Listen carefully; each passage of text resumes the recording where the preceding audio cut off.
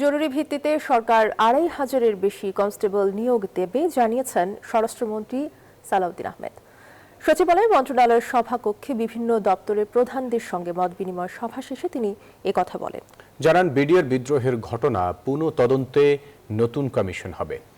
বিগত সময়ের রাজনৈতিক হস্তক্ষেপে পুলিশের ক্ষুণ্ণ ভাবমূর্তি ফিরিয়ে আনতে পুলিশের কাজে কেউ হস্তক্ষেপ করতে পারবে না বলেও জানান স্বরাষ্ট্রমন্ত্রী। আওয়ামী ফ্যাসিবাদ সরকারের আমলে রাজনৈতিক প্রভাব খাটিয়ে ৩ মেয়াদে সারা দেশে ১৯,৫৯৪টি আগ্নেয়াস্ত্রের লাইসেন্স দেয়া হয়।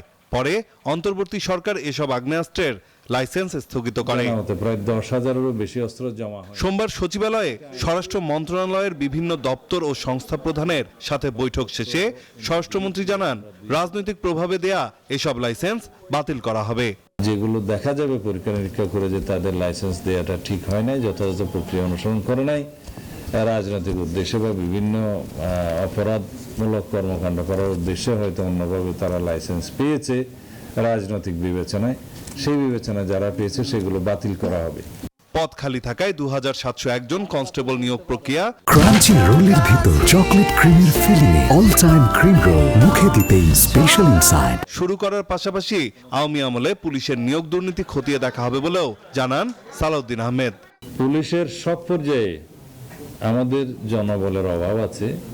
এখন আপাতত ইমিডিয়েটলি আমরা ২,৭০১ জন কনস্টেবলের পদ খালি আছে, সেটা জরুরি ভিত্তিতে নিয়োগের জন্য আগের বিদ্যমান প্রক্রিয়ায় সেটা আমরা নির্দেশ দিয়েছি।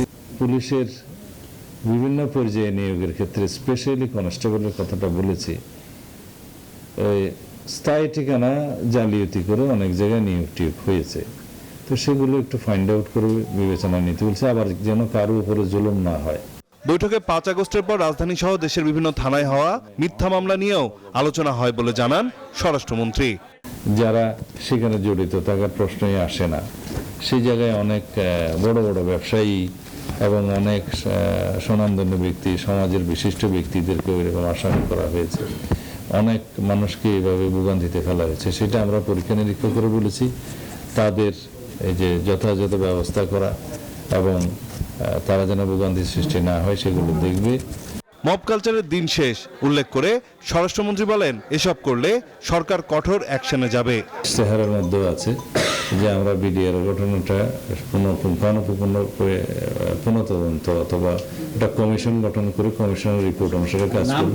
নাইম আল চিকো, নিউজ 24, ঢাকা।